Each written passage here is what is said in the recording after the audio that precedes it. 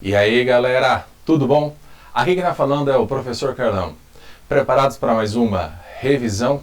Hoje a gente vai falar um pouquinho sobre o período chamado de governos populistas no Brasil.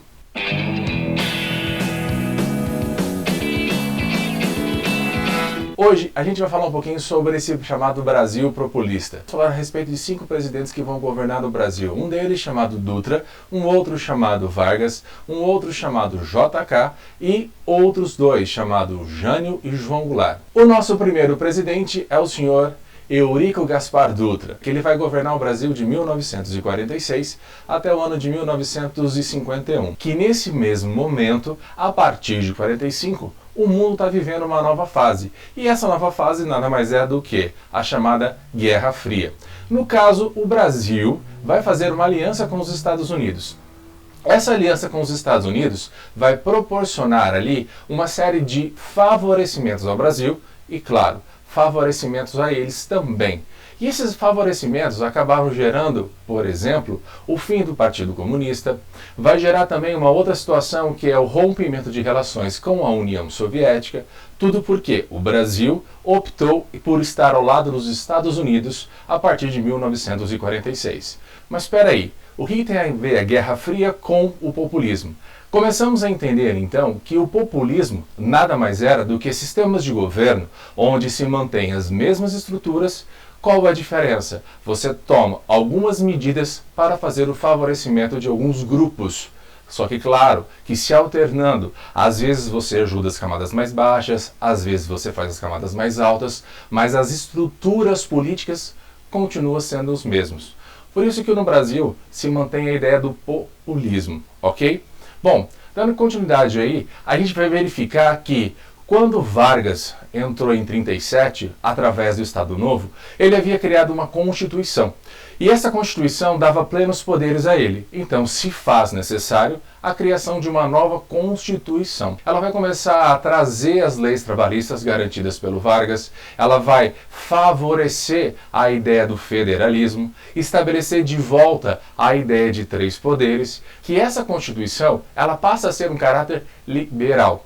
Por que liberal? Porque o governo do Brasil se aproxima com as características dos Estados Unidos, deixando as determinadas classes da alta sociedade governarem. O Brasil vai se aproximar dos Estados Unidos. Exatamente. O que a gente começa a perceber? Vamos fazer parte da Organização dos Estados Americanos. Nós vamos começar a fazer parte de relações comerciais, de trocas de produtos, entre outras características. E isso favorece o Brasil a entrar no mercado externo. A gente vai trazer o que para cá? Indústrias. Exatamente dessa forma o Brasil cresce. Só que primeiramente, o que o Dutra tem que fazer? Se organizar através de um plano econômico chamado SALT. Pois é, SALT. Saúde, alimentação, transporte e energia.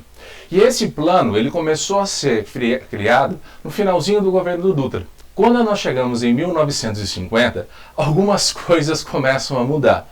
Por exemplo, começamos a um carnaval de 1950, começou a circular uma marchinha de carnaval muito engraçadinha, que dizia mais ou menos assim: bota o retrato do velho outra vez, bota no mesmo lugar.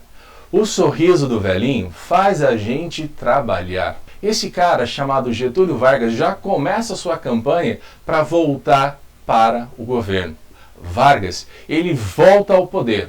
Governou o Brasil de 30 a 34 no governo provisório. Governou o Brasil de 34 até 37. E finalmente ele vai governar o Brasil até 1945. Sai e volta pelos braços do povo. Que ele vai criar um plano econômico. Verdade, assim, não é bem ele que vai criar o plano econômico.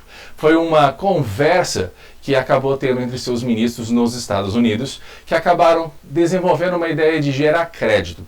Só que no caso do Vargas, ele não pega crédito com os Estados Unidos, ele vai pegar crédito com outras nações internacionais. E isso já vai mostrar um pouquinho que o nosso presidente, ele não tem muita aproximação, não tem muito apreço aos Estados Unidos. Esse plano chamado Laffer, ele então vai valorizar o quê? As chamadas indústrias de base, Ele vai estimular a criação de obras públicas, uma ideia fantástica para você gerar emprego e movimentar a economia, e consequentemente foi criado um banco para administrar esses empréstimos para estimular essas características novas no Brasil.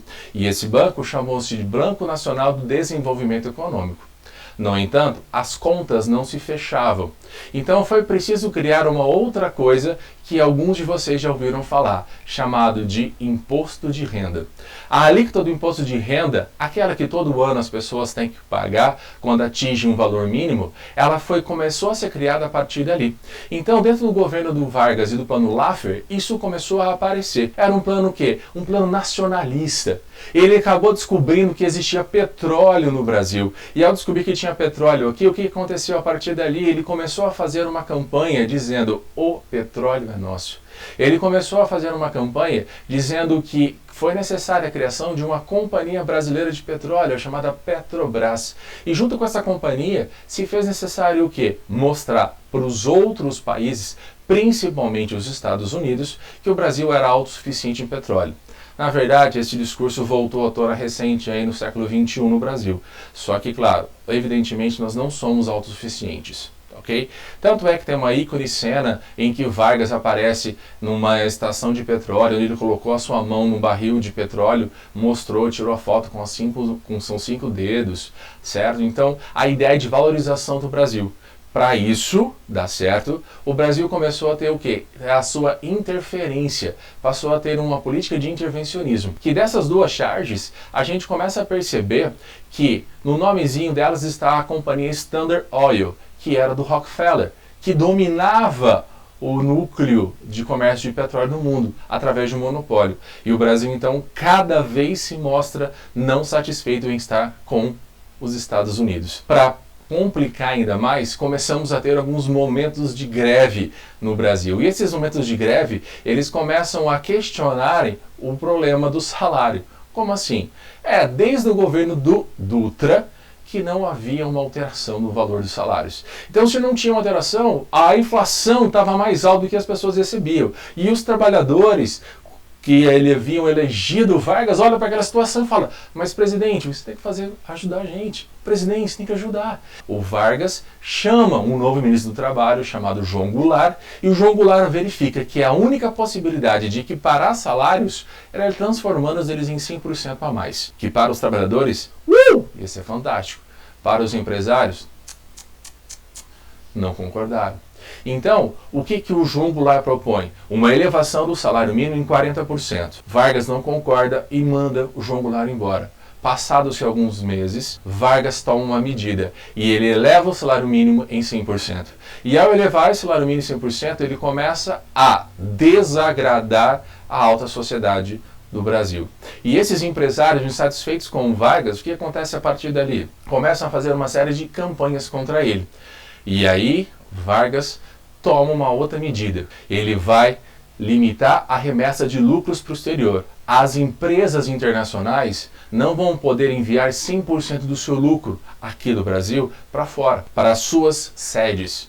Então, quando ele faz essa limitação da remessa, o objetivo dele era pegar esse dinheiro e investir no Brasil. Juntamente com isso, ele gera ainda mais insatisfação com os Estados Unidos quando ele cria a Companhia Brasileira de Energia Elétrica, a Eletrobras. E ao criar a Eletrobras, os Estados Unidos começam a olhar feio para o presidente Vargas. E aí essas oposições todas acabam gerando o quê? Problema sério.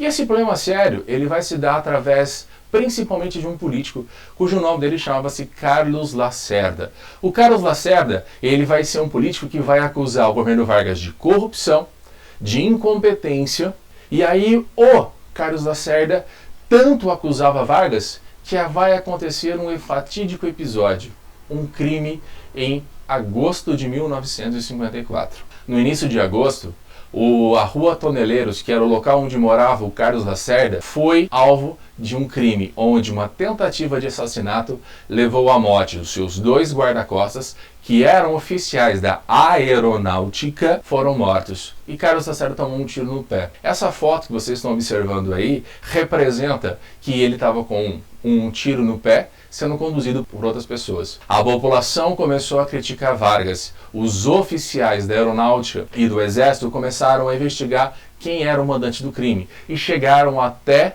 o chefe de segurança de Vargas, um cara chamado Gregório Fortunato, carinhosamente conhecido entre os militares como o Anjo Negro. E aí Gregório Fortunato disse que ele era o mandante do crime. Em nenhum momento Vargas foi acusado, mas tudo acabou caminhando para que ele fosse realmente o mandante, o presidente Vargas. Algumas pessoas falam que na manhã do dia 24 de agosto de 1954, o presidente Vargas recebeu um telefonema. Após o telefonema, ele acabou abrindo a sua escrivaninha, tirou um documento que ali dentro estava e juntamente com esse documento, um revólver. O que estava acontecendo no Brasil nesse momento? Os oficiais militares queriam que Vargas renunciasse. E Vargas disse: só saio do catete morto.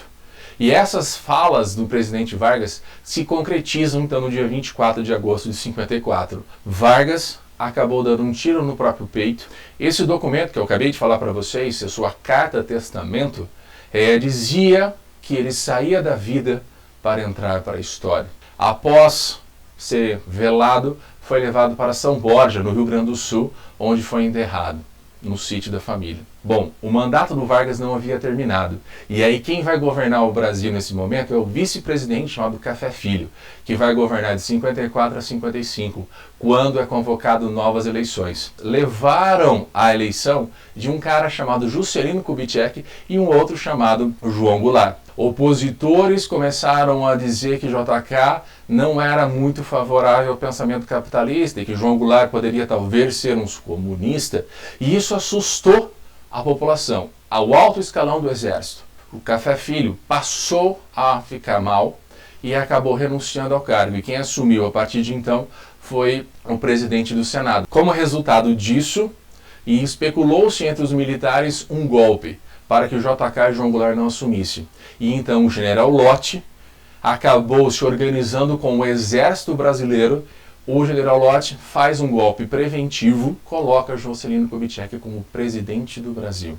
Galera, vou ficando por aqui por enquanto. A gente continua isso na próxima aula. E quem não se inscreveu no canal ainda, se inscreve, ativa o sininho para receber as notificações das novas aulas, porque nós temos a parte 2 dessa aula, e também dá aquele like lá no YouTube para demonstrar nosso trabalho. Valeu?